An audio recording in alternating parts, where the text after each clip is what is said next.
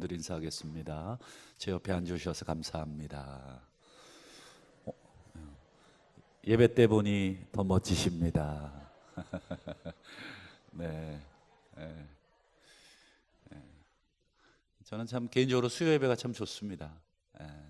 딱 중간에 우리의 삶을 한번 점검해 보고, 주일 예배는 또 아무래도 많이 드려서 좋긴 하지만 그래도 이렇게 포근하고 아늑한 맛의 수요 예배가 좋아요. 그래서 아마 우리 성도님들도 한 주간에 딱 중간에 다시 한번 또 예배하면서 우리 자신을 되돌아보는 그런 귀하고 복된 시간 되기를 소망하고, 또 오늘 함께 참여하는 우리 사랑하는 우리 성도님들께 하나님의 은혜가 가득하시기를 주의 이름으로 축복합니다.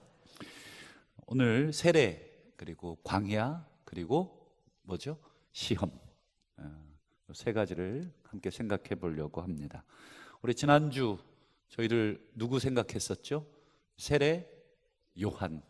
갑자기 예수님의 족보부터 시작해서 예수님의 탄생 기억나시죠? 1장에는 족보, 2장에는 아기 예수님의 탄생. 그러다가 갑자기 세례 요한 얘기를 툭. 그 이유가 있었다. 그 세례 요한은 구약의 이 두 개의 그 구절을 합쳐놓은 인물이죠. 첫 번째는 이사야에 나오는 광야에 외치는 자의 소리. 그 소리가 뭘 외쳤냐면 왕이 오시는 전령이었습니다. 왕 앞에 보내심을 받아서 우리로 얘기하면 워이 물러거라 이런 거 있죠. 그렇게 해서 왕의 길을 예비하고 그 다음 왕을 맞이해야 될 백성들의 마음을 준비시키는, 그래서 왕이 오신다, 하나님이 통치하신다, 그것을 여러분 한 단어로 복음이라고 합니다. 왕이 오신다, 그게 복음이에요.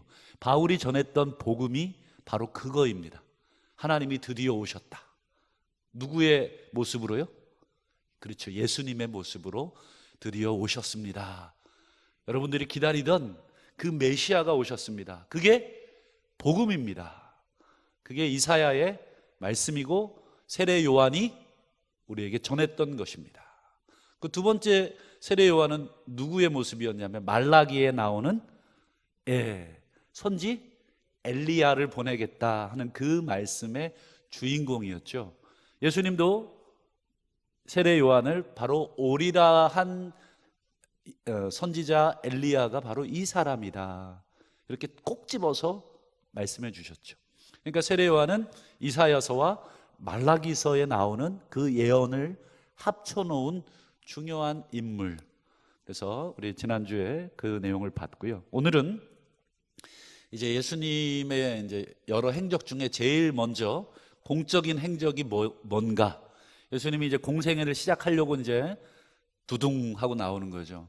그래서 약 30여 년 동안 이렇게 이제 아버지 밑에서 몫으로 아마 사셨을 게 틀림없습니다. 왜냐하면 그 당시는 아버지가 하는 일을 자식이 이어받아서 하기 때문에 아버지 요셉이 목수였습니다. 그래서 아마 목수의 일을 했고, 어릴 적의 행적이 그렇게 성경에 많지는 않습니다. 물론 몇 군데 나오긴 하지만 거기에 초점이 있는 게 아니다 하는 건데, 좌우간 이제 예수님이 공생애를 시작하면서 제일 먼저 한 게 뭔가, 여러분 이게 참 중요하죠.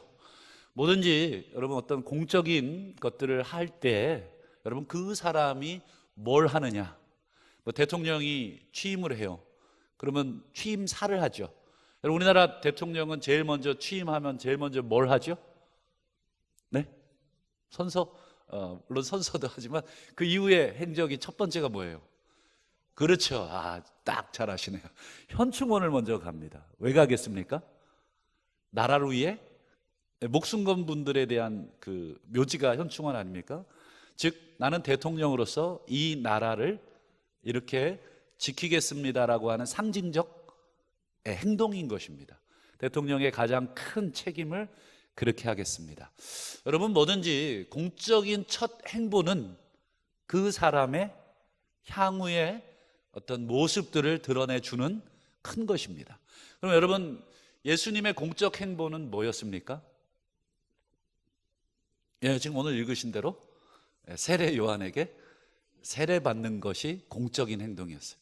그래서 오늘 세례받고 이어지는 행보들을 우리가 봐야 예수님이 앞으로 어떤 모습으로 어떤 사역을 하실지, 그리고 예수님의 사역은 어떤 의미가 있는지를 알게 됩니다. 그래서 오늘 세례, 그 다음에요 광야, 이 두 가지만 알면 돼요. 물론 광야와 시험은 같은 거니까 세례와 광야, 이 두 가지를 좀 보겠습니다.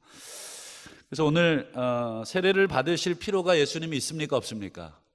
없죠. 왜냐하면 세례 요한의 세례는 죄 사함을 받게 하는 세례였기 때문에 예수님은 죄가 없으시기 때문에 사실 세례 요한의 세례에서 면제. 근데 예수님이 세례 요한에게 이렇게 오시는 거예요. 아마 이제 성지순례 가시면 세례 요한의 세례터가 예수님이 있긴 있습니다. 그래서 한번 저도 가봤는데 생각했던 것보다 초라했어요. 뭐야 이거, 이 정도였어요. 근데 어쨌든 그 세례를 받으시는데 왜 그러면 세례 받으셨는가, 이것을 좀 생각해 보려고 합니다. 먼저 우리 지난 시간에 마태복음 2장에서 여러분 예수님하고 이스라엘과의 관계에 대해서 생각해 보셨죠? 다 잊어버리셔도 괜찮습니다. 저도 뭐 바로 어저께 일도 다 잊어버리는데요.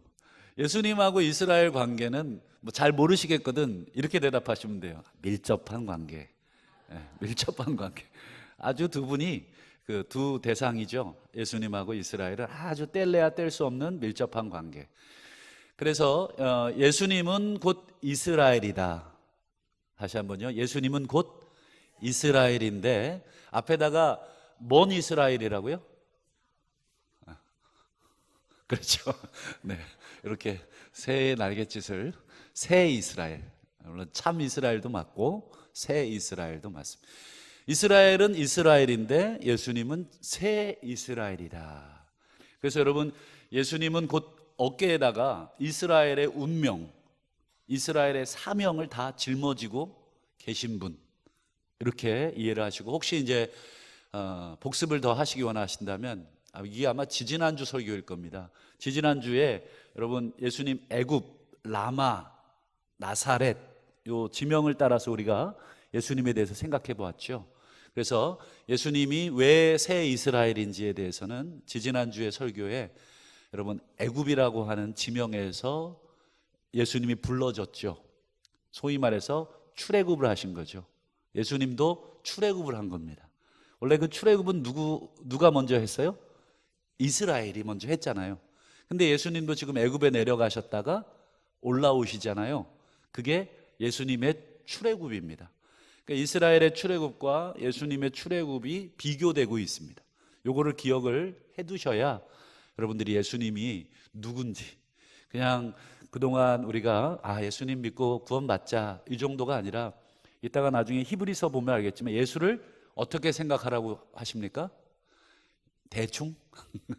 예수를? 그렇죠. 예. 여러분들 인상처럼 깊이, 아주 그윽하게 예수님을 그냥 대충 그냥 30년 동안 그냥 하나님 아들 이 정도로만 여러분 생각할 게 아니라, 예수님은 파면 팔수록 더 새로운 게 많아요. 그래서 여러분 히브리서에 보면 예수님에 대해서만 여러분 몇 장입니까? 겁나 많게 예수님을 설명하잖아요. 그만큼 풍부하다는 거예요.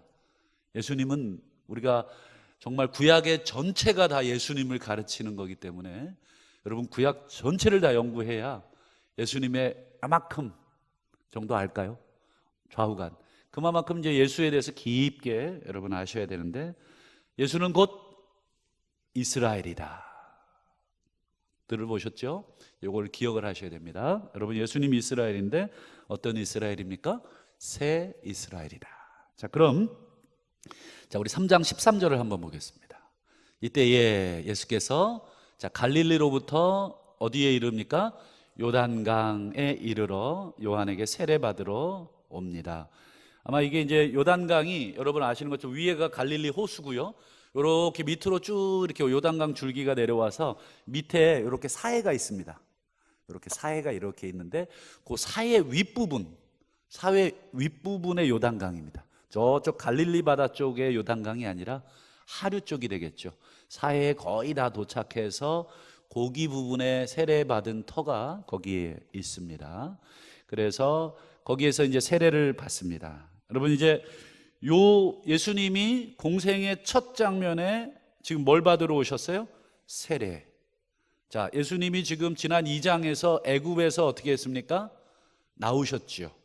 자, 요걸 딱 이제 두 마디를 딱 들으시면 이걸 예수님하고 이스라엘하고 비교했을 때 답이 나오시죠. 자, 이스라엘로 다시 넘어갑시다. 여러분, 이스라엘이 출애굽했죠. 출애굽한 다음에 이스라엘이 제일 먼저 어디를 지나갑니까? 뭐 여러 지명이 나오지만 제일 중요한 지명, 그렇죠. 제 입술을 보시면 예, 홍해를 건너죠.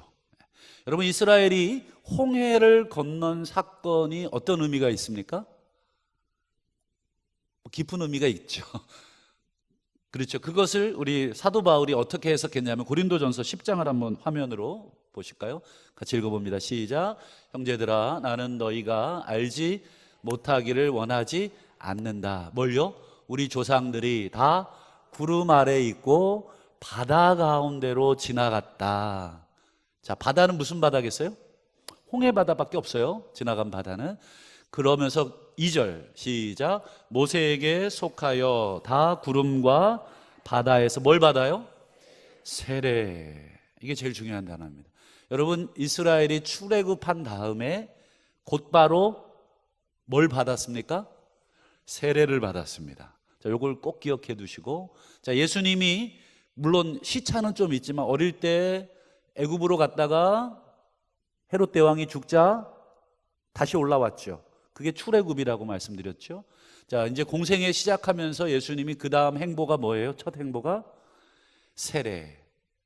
자, 이스라엘 출애굽 세례, 예수님 출애굽 세례. 지금 똑같죠. 똑같습니다. 여러분, 이건 굉장히 중요한 그 예수님을 이해하는 틀입니다. 그러면 이제 마지막 하나가 더 남았겠죠. 자, 이스라엘로 다시 넘어갑시다. 이스라엘 출애굽, 그 다음에요 세례, 그 다음 어디예요? 그렇죠, 광야. 자, 그러면 예수님으로 넘어갑시다. 예수님 출애굽, 세례, 요단강 세례, 그 다음 그러겠죠. 자, 그러면 예수님하고 이스라엘이 어떻게 되고 있어요? 밀접해지고 있죠. 조금 더 가까워지고 있죠.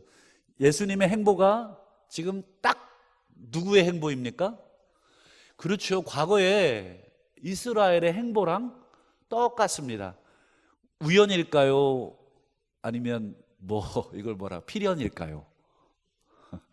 우연이라고 하기엔 믿음이 없어 보이고 필연이라고 하기는 필연이죠. 이거는 의도된 행보입니다. 제가 아까 우리 대통령이 선서하고 제일 먼저 가는 데가 현충원, 그건 의도된 거예요. 그냥 어디 갈까 하다가 이렇게 침 뱉어가지고 탁 튀기는 대로 가신 게 아니에요.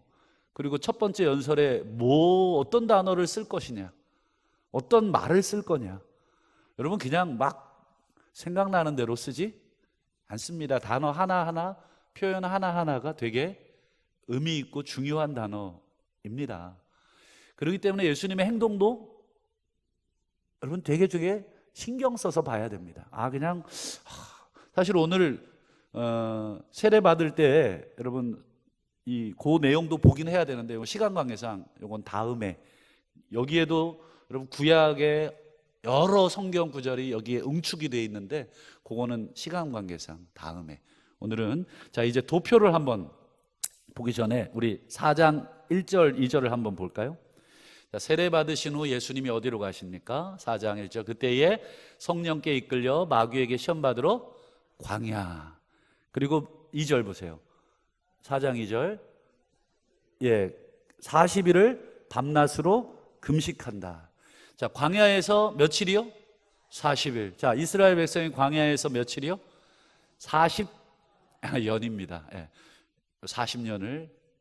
그래서 원래 40년이 된 이유가 있죠. 가데스 바네아스 정탐꾼들이 40일 동안 정탐을 한 것을 환산시켜서 40년으로. 좌우간 이걸 뭐 40년 시험 받으면 예수님 너무 늙으시니까 상징적으로 그냥 40일. 그래서 여러분 이 40일이라고 하는 예수님의 금식은 여러분 뭐 오늘 후대에 우리에게 40일 금식해야지 나처럼 뭐 이렇게, 그럼 40일 잘못하면 돌아가세요. 조심하십시오. 우리 인간의 한계를 뛰어넘는 시험이라는 얘기예요. 뭐 우리가 3일이나 일주일은 할 수 있지만 뭐 여러분 믿음에 따라서 하시지만 여러분 곡기를 끊는 것은 여러분 그만큼 내 생명을 내놓을 만큼 하나님 앞에 절박한 기도 외에는 여러분 잘 잡수시면서 하시되, 특별히 여러분 기도 제목이 있으면 금식하시면 좋겠고, 좌우간 이 40일 금식을 우리가 너무 많이 흉내내다가 몸에 이 병이 오신 분들이 너무 많아요. 특별히 건강 안 좋으신 분들 삼가하시길 바랍니다. 좌우간 예수님의 이 40일 금식은 광야 40년을 상징하는 상징적인 금식이라는 거 여러분 기억하시면 좋겠고, 이제 도표로 한번 지금까지 설명드린 것을 보겠습니다. 여러분 보실 때 왼편에 이스라엘 행보죠. 이스라엘이 출애굽, 그 다음 밑으로 홍해 세례, 아까 고린도전서 10장 우리 보셨죠? 세례입니다. 홍해 건넌 게. 그 다음에요 신의 광야 시험, 오른쪽 가시면 예수님의 출애굽, 이게 마태복음 2장에 나오는 거죠. 요단강 세례, 지금 오늘 3장에 나오죠. 광야 시험 4장에 나오죠. 그러니까 마태복음 2, 3, 4장이 딱 출애굽, 세례, 광야, 이스라엘과 똑같습니다. 똑같은데 그럼 이스라엘하고 예수님하고 아까 뭐가 달랐어요? 세자가 달랐잖아요. 새 출애굽, 새 이스라엘이니까. 그러면 이 예수님과 이스라엘의 여러 행보가 같은데 차이점이 있어요. 어떤 차이가 있을까? 뭘까요? 마지막이 달라요. 신의 광야 시험과 유대 광야 시험은 똑같이 광야인데 이스라엘 민족은 광야 시험에서 실패, 예수님은 성공. 이때 이제 다음 주에 우리가 그 성공에 대한 내용을 살펴보기로 하고, 좌우간 이스라엘과 예수님은 흡사한데 예수님도 이스라엘의 행보를 따라서 움직이는데 마지막만 달라. 그게 예수님은 성공하셨다 하는 겁니다. 그럼 이 부분이 제일 중요한 거예요. 차이점이니까. 차이점을 눈여겨봐야 여러분 시험이 나와도 맞출 수 있는 겁니다. 그러면 왜 이런 차이점이 나왔고 이 차이점이 우리에게 설명하고자 하는 게 뭔가? 이스라엘은 실패한 광야 시험을 예수님은 성공하셨는데 그 의미는 뭔가 하는 것을 우리가 좀 보겠습니다. 여러분, 이스라엘이 실패한 것은 뭐에 대한 실패일까요? 이스라엘이 광야에서 실패했잖아요. 뭐에 대해서 실패한 것입니까? 하나님의 말씀에 대해서 순종하는 것에, 그렇죠, 실패한 거예요. 하나님이 여러 가지로 광야에서 말씀도 하시고 광야로 들어가기 전에 하나님이 율법을 주셨잖아요. 시내산에서. 그 율법대로 이제 살아라 하고 이제 광야로 통과시켜서 가나안 땅에 도착하면 이제 그 율법의 백성이 돼서 살도록 계획을 하셨는데 들어가 보도 못하고 어떻게 됐어요? 광야에서 다 싹 실패. 아시겠죠? 여러분, 광야에서 이 싹 실패했다는 건 이스라엘의 사명의 실패입니다. 이스라엘에게 맡겨주신 사명이 있었습니다. 여러분, 이스라엘이 어떤 존재라고 성경에서 말씀하고 있는가? 여러분, 이스라엘은 하나님에게 어떤 존재입니까? 그냥 뭐 그런 존재인가요? 특별한 존재겠죠. 여러분, 그 특별한 존재를 여러분 출애굽기 19장에서 여러분 확인을 해볼 수 있는데 우리 화면을 한번 보실까요? 19장 5절입니다. 세계가 다 내 거다. 하나님이 하시는 말씀이에요. 그 다음에 너희가 내 말을 잘 듣고 나와 맺은 언약을 지키면, 이제 요거는 이제 출애굽기 19장에 언약식이 나오는데 언약식을 얘기한 겁니다. 지키면 너희는 모든 민족 중에 뭐가 됩니까? 내 거가 된다. 세계가 내 것이듯 너희도 내 거가 된다. 그 다음 6절에 보시면 너희가 내게 대하여, 그 다음에요, 제사장 나라. 자, 근데 누구에 대해서요? 내게 대해서, 하나님에 대해서 이스라엘은 무슨 나라가 돼요? 제사장 나라. 여러분, 제사장의 화면을 그대로 좀 띄워 주십시오. 여러분, 제사장의 뭐라 그럴까요? 기능? 제사장의 특징? 제사장의 역할이 뭐죠? 제사. 그건 기능적인 거.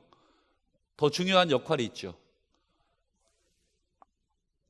예, 그렇죠. 맞습니다. 다 맞습니다. 정말 중요한 게 뭐냐면 제사장은 하늘과 땅을 연결해 주는 존재.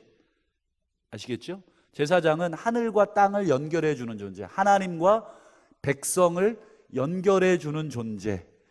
그래서 이거는 뭐 손들어서 제가 할게요 하는 게 아니라 레위 지파만큼은 하나님이 따로 구별해서 네가 해라. 그래서 여러분, 레위 지파의 역할을 누군가가 원해도 그것을 허락지 아니하셨죠. 레위 지파가 잘나서가 아니라 그만큼 하나님이 이 역할은 구별시키신 거지 않습니까? 그렇기 때문에 레위 지파는 자랑할 것도 없어요. 그냥 그 역할을 맡은 것뿐입니다. 좌우간 여러분, 레위 지파가 제사장 역할을 해야 되는데, 그래서 뭐 제사도 드리고 하나님의 뜻도 가르치고 여러 가지 재판도 담당하고, 이게 전부 다 하늘과 땅을, 하나님과 인간을 연결해 주는. 근데 자, 이제 한 사람을 제사장으로 삼지 않고 지금 하나님이 19장 6절에 보면 이스라엘 민족 전체를 뭘로 삼고 있어요? 그렇죠. 집단적인 제사장으로 삼고 있는 거예요. 이거는 여러분 대단한 거 아닙니까? 지금 우리 한국을 하나님이, 야, 이제 코리아 니들 이제 내 제사장이야. 그건 무슨 뜻이라고요? 하늘과 땅을 연결해 주는 역할을 너희들이 하라는 거지 않습니까? 그러면 여러분, 이스라엘 민족이 지금 하나님과 세상을 연결해 주는 역할을 맡기신 거예요. 여러분, 역할을 맡길 때는 특권과 함께 뭐가 있습니까? 의무가 있죠. 여러분, 아유, 이제 나 제사장이야, 다 무릎 꿇어, 이게 아니고 제사장의 특권이 있긴 하죠. 그러나 특권과 동시에 제사장은 뭐가? 의무. 그럼 제사장의 의무는 뭘까요? 첫 번째, 자신을 거룩하게 하는 의무가 있어요. 자신을 통해서 누구를 보여주기 때문에 그렇습니까? 그렇죠. 하나님을 투영시켜주는 존재이기 때문에. 그러니까 여러분, 되게 부담스러운 자리예요. 차라리 제사장 안 하는 게 낫죠. 여러분, 뭐 제가 여러분 리더의 자리에 여러분 쓰시면 그게 좋은 게 아닙니다. 그렇지 않나요?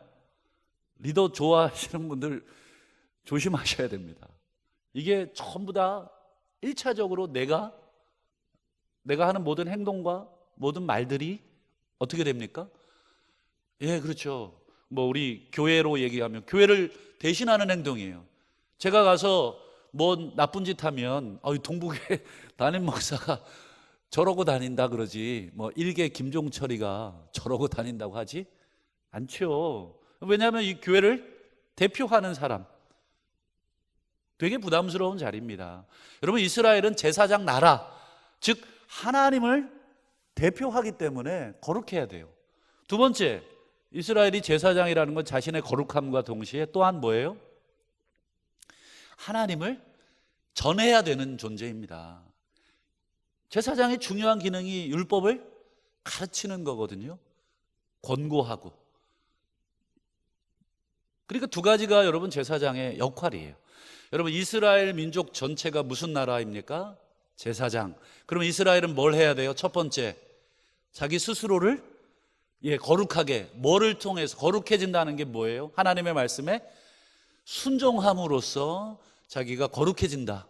두 번째, 자기 혼자만 거룩하면 안 되고, 그렇죠, 다른 사람에게도 그것을 가르쳐 지키게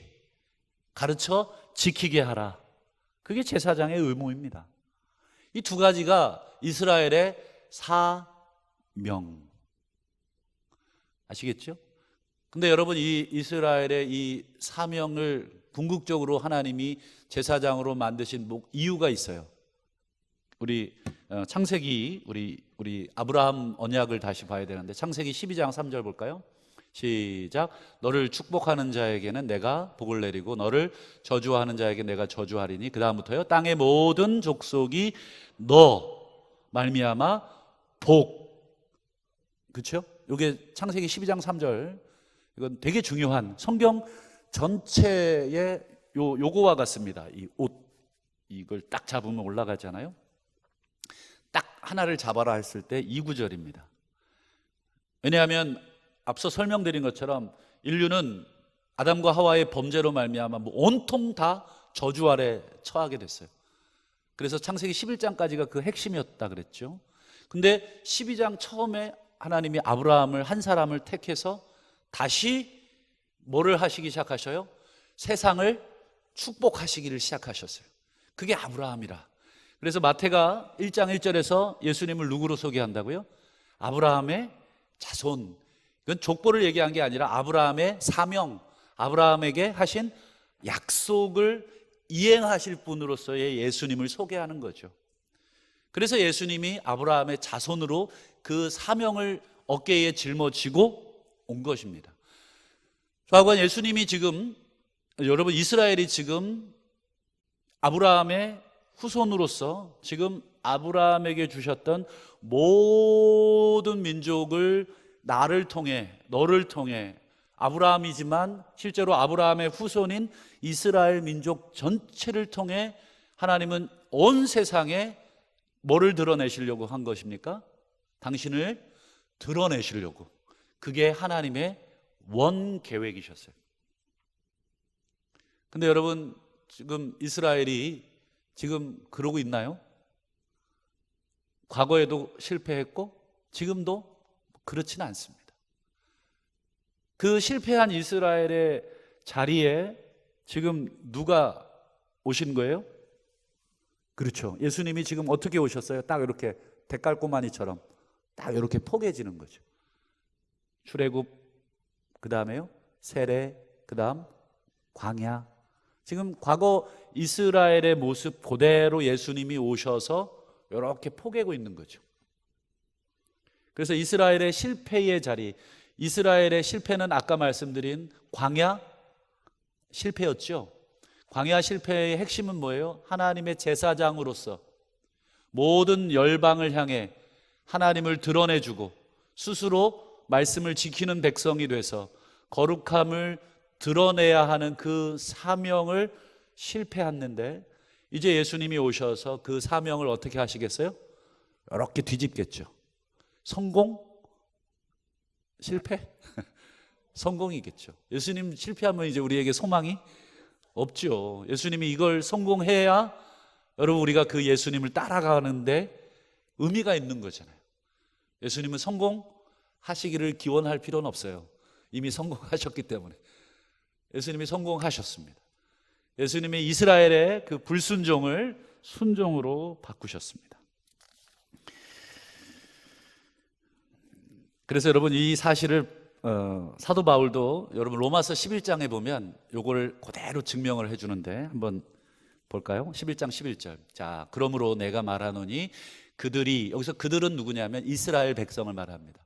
그들이 넘어지기까지 실족하였느냐? 그럴 수 없느니라. 자, 그 다음 보세요. 그들이 넘어짐으로, 넘어졌다는 말은 이스라엘 백성이 자빠졌다는 얘기인데, 이스라엘 백성이 자빠졌다는 뜻이, 그렇죠, 실패했다는 뜻입니다. 이스라엘이 하나님의 말씀에 순종하기를 실패했어요. 그러면 여러분, 하나님의 계획도 실패인가요? 그게 중요한 개념입니다. 왜냐하면 하나님은 이스라엘을 통해서 온 세상을 구원하시려고 계획하셨는데 이스라엘이 지금 실패했죠. 그러면 하나님의 계획도 실패냐?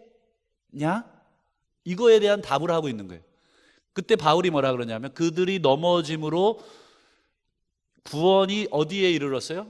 이방인에게 이르러. 이 말은 아까 창세기 12장 3절에 대한 얘기입니다. 너로 말미암아 땅의 모든 이방인이 복을 받을 거다 할 때 그 복이 구원이거든요. 그러니까 하나님이 이스라엘의 실패에도 불구하고 당신의 구원을 어떻게 하셨어요?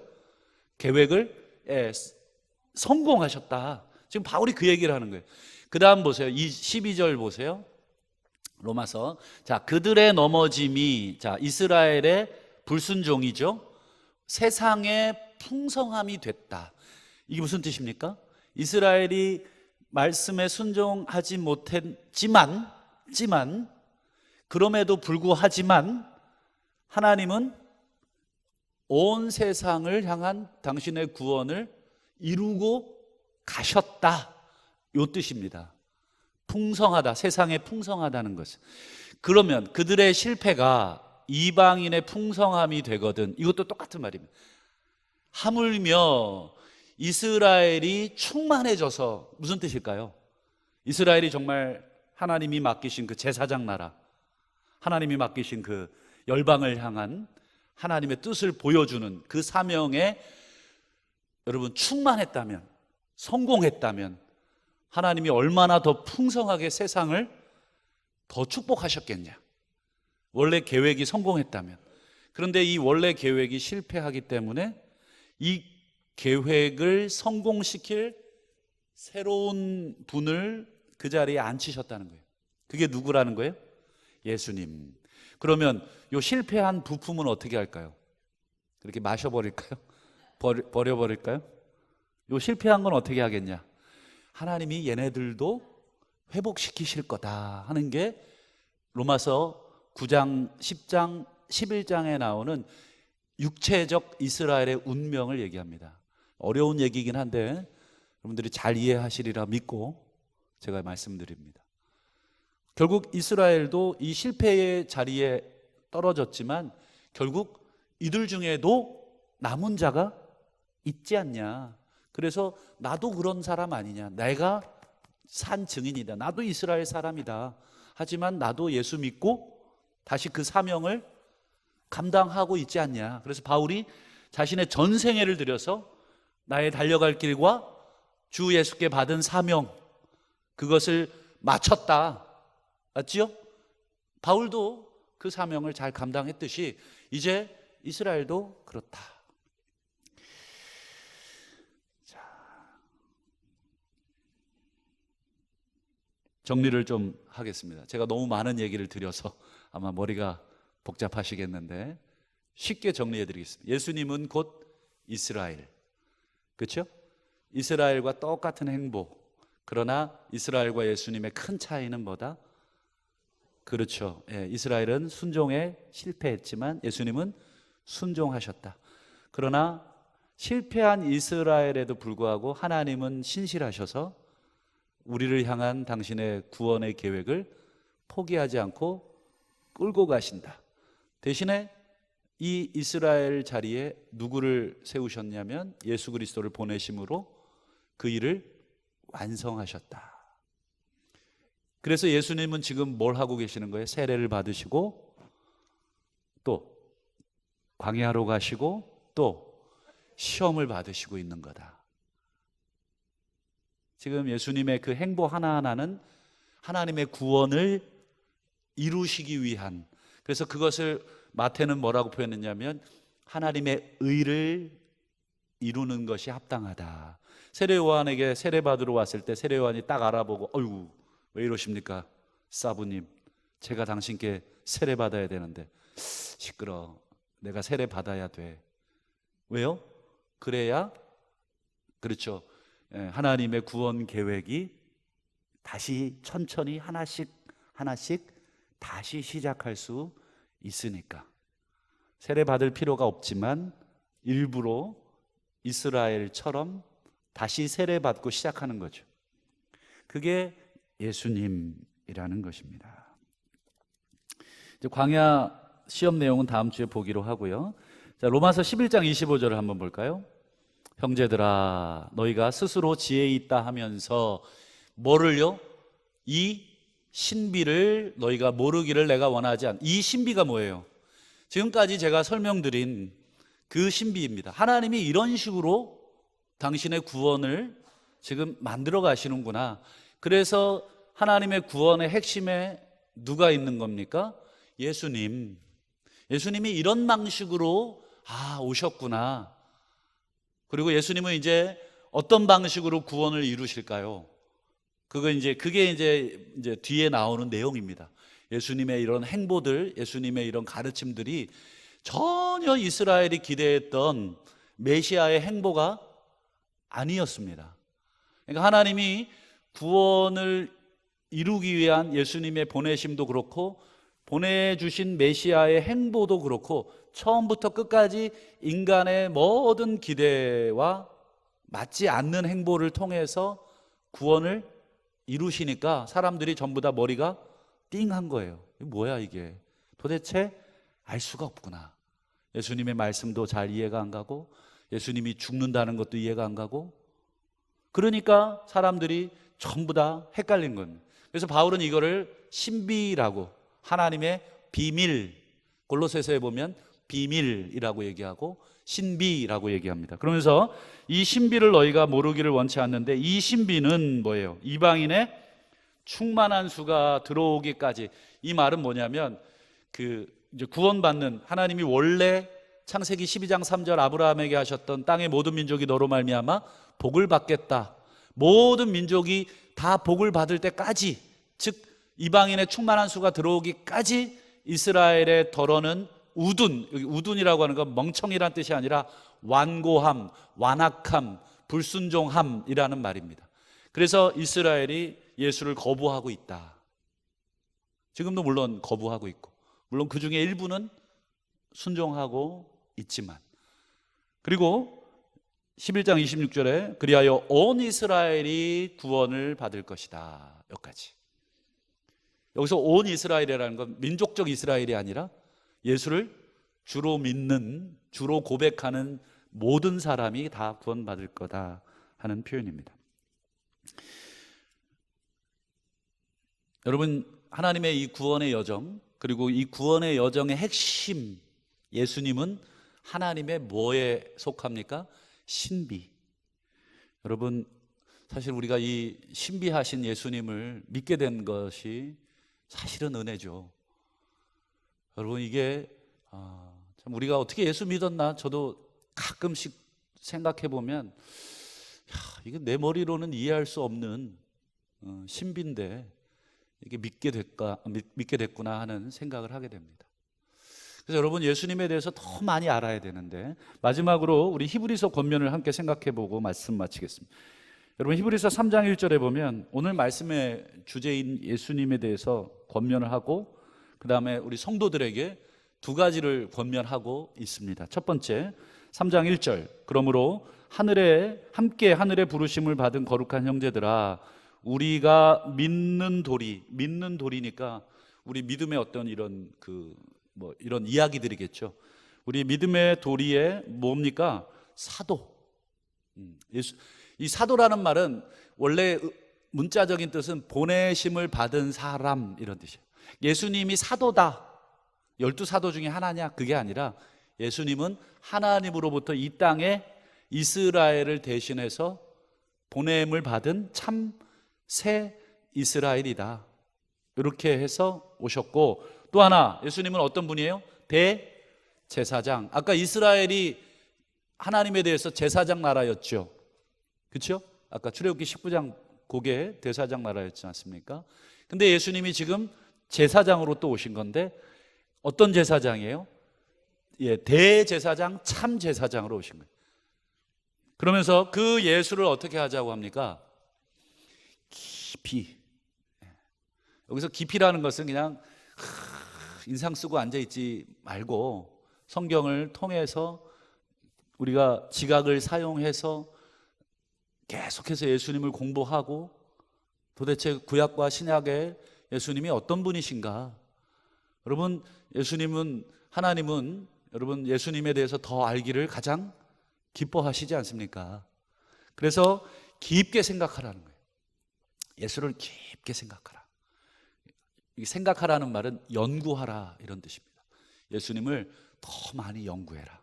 그래서 우리 이 히브리서 전체가 예수님의, 여러분, 구약과 특별히 제사와 제사장과 재물과 관계된 예수님에 대한 이야기를 하고 있습니다. 여러분, 히브리서가 쉽습니까? 어렵습니까? 어렵죠. 어려운 이유는 뭘까요? 첫 번째, 글을 어렵게 써서. 두 번째, 우리의 이해력이 부족해서. 뭘까요? 두 개가 다 해당되겠죠. 그러나 아마 2번이 더 맞을 거예요. 우리의 이해력이 여러분 아직 깊게 들어가질 못해요. 그래서 여러분 히브리서에 보면 막 히브리서 저자가 막 예수님에 대해서 쓰다가 펜을 집어던지고 화를 내죠. 화딱지 난다. 내가 아직도 이런 설명해야 되냐? 너희가 더 깊은 거를 지금 연구해야 되는데 아직도 젖이나 먹고 딱딱한 깊은 내용을 설명하다 보니까 답답한 것입니다. 그러면서 막 야단을 쳐요. 히브리서 공동체에게. 언제까지 너희가 구원의 초보, 즉 예수 믿고 우리 구원받는데 맨날 30년 동안 그 얘기만 하고 있는 거예요. 예수님이 우리를 사랑하신대. 예수님이 하나님의 아들이시래. 여러분 30년 동안 그 얘기 붙들고 지금 오고 있으니까 히브리서 저자가 환장하면서 예수님이 왜 대제사장이고 예수님이 구약의 제사와 어떻게 되고 그 얘기들을 쭉 하고 있는 것입니다. 히브리서가 뭐 기회가 되면 이제 또 히브리서 우리가 또 하나 보겠는데 저도 사실 솔직히 두렵습니다. 막 이걸 설명해 주어야 되는 제 실력의 한계가 있기 때문에 이걸 어떻게 설명해 줄까 하는 어려움도 있고, 그래서 어쨌든 우리 그래도 수요 예배 오시는 성도님들의 수준이 있다 저는 생각을 하고 좀 어렵게 설명해도 괜찮죠? 싫으시면 손을 들어주시고 그냥 뭐 예수님 우리 사랑한다 뭐 이렇게만 얘기하고 제가 내려가도 괜찮습니다. 자꾸 이제 어렵고 좀 힘든 얘기를 해도 여러분들이 오늘 다 소화해내지 못해도 괜찮고 집에 가서 또 인터넷 있잖아요. 또 이렇게 공부한다 생각하고 펜을 들고 좀 정리해가면서 하나하나 익히고 배운 것을 잘 정리해서 또 기도하고.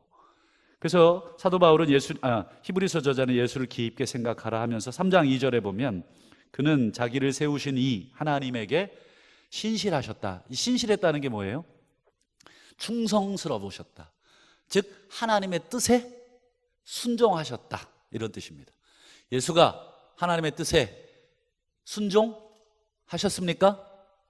그렇죠. 그걸 신실하셨다 이렇게 뜻합니다. 예수님은 신실하셨습니다. 누구에게? 하나님께. 그리고 3장 6절에도 그리스도는 하나님의 집을 맡은 아들이신데 그와 같이 하셨다는 게 뭐냐면 신실하셨다는 뜻입니다. 여기 문맥을 제가 따로 설명을 못 드리는데 아들로서 그와 같이 하셨으니 그와 같이 하셨다는 게 그처럼 신실하셨다. 아들로서 순종하셨다. 그다음 3장 7절 이제 결론인데요. 그러므로 성령이 이르신 바와 같이 오늘 너희가 그의 음성을 듣거든. 이제 여기서 중요한 두 가지 권면을 하고 마칩니다. 첫 번째, 광야와 같은 이 세상을 살면서 우리가 누구에게 충성해야 되느냐?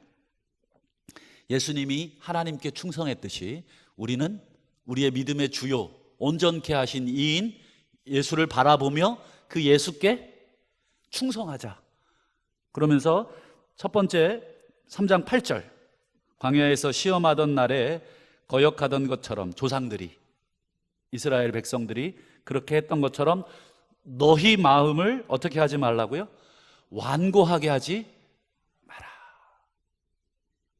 이스라엘 백성의 실패를 우리가 또 반복하지 말자. 예수님이 성공해 놓으셨으니까 그 성공하신 분이 예수를 바라보고 예수를 깊게 생각하면서 예수님처럼 우리도 그분의 뒤를 따라가니까 우리도 완고하게 하지 말자. 그러면서 두 번째로 3장 12절을 한번 볼까요? 형제들아 너희는 삼가 혹은 너희 중에 누가 믿지 아니하는 악한 마음을 품고 살아계신 하나님에게서 떨어질까 조심해라. 여기 보시면 이제 두 번째 권면은 개인적 권면이 아니고 공동체적 권면을 합니다. 개인적 권면은 개인적으로 완악한 마음을 품지 마라 이런 뜻이거든요. 하나님의 음성에, 예수 그리스도의 음성에, 그분의 가르침에, 그분의 명령에 마음을 완악하게 해서 대항하지 말라. 왜요? 그렇게 되면 너희도 조상들처럼 광야에서 다 죽을 수 있다. 두 번째, 그럼 나 혼자 잘하면 되냐? 그럼 나 혼자 이렇게 이러고 하고 있으면 되냐? 그게 아니라 12절에 보면 너희 중에 누가, 즉 공동체 안에서도 똑같이 믿지 아니하는 악한 마음을 품고 살고 있어서 하나님에게서 떨어질까? 즉 하나님께 불순종하고 있지는 않을까? 하나님의 뜻에 거역하고 있지는 않을까? 조심하며 13절 보시면 오늘이라 일컫는 동안에 매일 피차 어떻게 합니까? 권면. 아유 집사님 요즘 왜 예배 안 나와? 아 나 시험 들었잖아. 아 그 김 집사 때문에 내가 미워 죽겠잖아. 아유 집사님 시험 들었군요. 절로 가세요. 해인사 좋다고 하는데 그게 권면이 아니라 어떻게 하라고요? 아, 집사님 왜 그러시냐? 우리가 뭐 시험 하루 이틀 들으냐? 잘 이겨내자. 에? 사람 보지 말고 우리 신앙생활 합시다.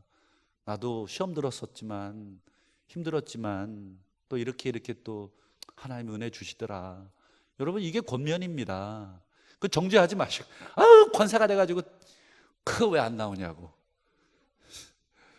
주여. 우리 권사도 시험 들고 목사도 시험 듭니다. 그렇지 않겠습니까? 여러분 권면이라는 것은 이렇게 자꾸 저기 하는 게 아니라 그분의 시험 든 마음을 이해해주고 그러셨냐고. 다 듣고 나서 집사님 편하신 대로 하세요. 이게 아니고 또 문자도 보내드리고 집사님 오늘 새벽 기도 왔는데 집사님 생각이 나서 기도했는데 기도 제목 있으면 주세요. 그리고 오늘 읽은 말씀 한 구절 이렇게 맞춤법 다 틀리면서 그렇게 보내주시고 저 그거 자체가 귀하지 않습니까? 누군가 날 위해 기도해 줬다는데 그거 기분 나빠하실 성도 없겠죠. 오늘 목사님 생각났어요. 오늘 집사님 생각났어요. 오늘 장로님 생각이 나서 제가 기도했어요. 요 한마디가 권면이죠. 여러분 우리가 신앙생활 하다 보면 우리도 개인적으로 불순종의 유혹을 받고 마음이 완고해지는 유혹도 받지만 공동체가 또 시험에 들 때가 있어요. 여러분 그때마다 여러분 어떻게 하라고 가르치고 있어요? 매일 피차 권면하여 너희 중에 죄의 유혹으로 완고하게 되지 않도록. 완고라는 말 이게 아까 말씀드린 굳어진다는 뜻 아닙니까? 강팍해진다. 이게 바로 왕에게 사용됐던 마음입니다. 바로 왕이 강팍한 마음을 품게 돼서 결국은 심판을 자초하지 않았습니까? 여러분 한두 번 우리가 완고해 줄 수 있어요. 스스로 깨달으면 제일 좋고 그게 안 될 경우 여러분 옆에서 그렇죠? 전도서 말씀에도 한 사람이면 패하겠거니와 그렇죠. 옆에서 붙들어주는 사람이 있으면 넘어지지 않는 겁니다. 그럼 신앙생활은 나 혼자 절에 들어가서 도 닦고 그렇게 하는 것이 아니고 서로 돌아보아 사랑과 선행을 격려하고 시험에 빠진 사람이 있는가 보살피고. 여러분 특별히 리더분들은 그런 역할을 하셔야 합니다. 우리 구역장님들 구역 예배 오기 싫다고 그냥 두시 마시고 전화 한번 하시고 왜 못 오시냐고 여쭤보고 다시 한번 오자고. 그게 여러분 권면입니다. 그래서 여러분 히브리서 3장 19절에 그들이 믿지 아니함으로, 이 믿지 아니함이라는 것은 원어를 찾아보면 불순종입니다. 이 믿음이라는 단어가 불순종입니다. 그래서 불순종함으로 능히 안식에 들어가지 못한 것이다. 결국 불순종은 결국 하나님의 구원의 안식에 못 들어가는 아주 중요한 걸림돌이었고, 그 지점에서 이스라엘이 실패했고 그 실패를 성공으로 바꾸신 분이 누구예요? 예수님. 그래서 예수님의 순종이 정말 중요한 구원의 핵심이었습니다. 예수님의 순종. 그래서 예수님이 순종하셔서, 그래서 우리는 그 예수님을 깊게 생각하고 그 예수님의 뒤를 따라가고 그 예수님과 함께 다시 한번 우리의 마음이 날마다 말랑말랑할 수 있도록, 완악해져서 딱딱해져서 여러분 끊어지지 않도록 우리가 늘 서로 나 자신과 우리 공동체를 함께 돌아보시는 우리 사랑하는 동부의 모든 성도님들, 가족들 되시기를 주의 이름으로 축원해도 되겠습니까? 기도하겠습니다. 하나님 아버지, 오늘 예수님을 우리가 다시 한번 깊게 생각해 보았습니다. 예수님과 이스라엘의 그 행보들을 우리가 살폈습니다. 하나님, 우리에게 은혜를 주시고 이 예수님을 뒤따라가는 우리의 삶이 부끄럽지 않게 하여 주옵시고, 우리 자신이 스스로 완악해지지 않을 뿐더러 우리 공동체가 하나님 앞에 완악하여지지 않도록 날마다 매일 피차 권면하고 다시 한번 우리가 저 영원한 안식에 함께 들어갈 수 있도록 은혜를 더하여 주옵소서. 예수님 이름으로 감사 기도하옵나이다. 아멘.